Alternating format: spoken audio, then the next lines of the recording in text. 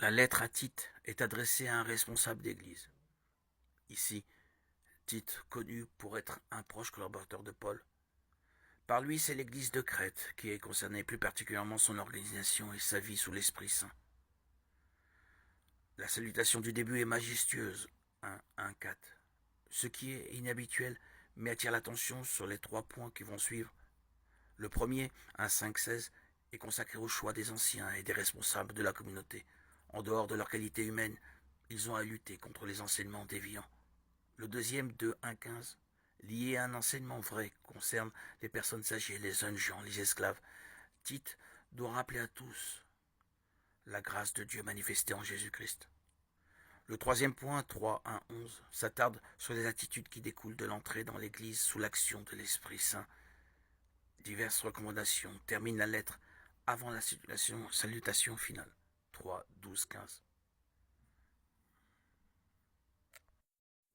Remplissez votre esprit de la parole de Dieu. Philippiens chapitre 2 verset 5 dit « Ayez en vous des sentiments qui étaient en Jésus-Christ ». Vous devez donc avoir la pensée de Christ et cela ne peut être fait que lorsque vous lisez la parole de Dieu. Contrôlez vos pensées, vous devez mettre vos pensées sous contrôle. Vous pouvez consciemment changer vos pensées. Parfois, vous devez simplement faire confiance à Dieu pour vous aider. Donc si par exemple, votre déclencheur, ce sont les femmes qui s'habillent et révèlent certaines parties de leur corps, et vous ne pouvez pas vraiment faire grand-chose par vous-même, c'est parce que vous ne pouvez pas contrôler l'habillement des autres. Et de nos jours, les femmes s'habillent comme elles le souhaitent. Donc si c'est le cas pour vous, vous pouvez vous appuyer sur la force de Dieu. Vous pouvez également écouter de la musique spirituelle, religieuse, celle qui élèveront votre esprit et exalteront le nom de Jésus. Vous pouvez également pratiquer l'art de ne pas vous attarder sur ce que vous voyez. Vous verrez certaines choses, mais changez votre esprit et concentrez-vous sur ce que vous faites. Vous pourriez échouer au début, mais avec le temps, vous vous habituerez à vos déclencheurs et ils ne seront plus des déclencheurs. Alors si vous appréciez ces techniques, ces méthodes, vous serez beaucoup plus à l'écoute de Dieu dans tout ce que vous ferez. De nombreux événements ont confirmé que nous sommes dans les temps de la fin. Nous le constatons avec les changements climatiques devenant plus fréquents et aussi avec les humains s'éloignant de plus en plus de Dieu. C'est précisément à ce sujet que Jésus a parlé dans le chapitre 24 de Matthieu. Voyez ce qu'il a dit. Une nation s'élèvera contre une nation et un royaume contre un royaume. Et il y aura en divers lieux des famines et des tremblements de terre. Tout cela ne sera que le commencement des douleurs. Alors on vous livrera au tourment et l'on vous fera mourir.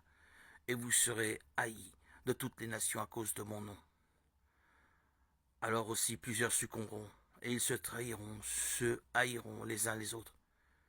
Plusieurs faux prophètes s'élèveront et ils séduiront beaucoup de gens. Et parce que l'iniquité se sera accrue, la charité du plus grand nombre se refroidira.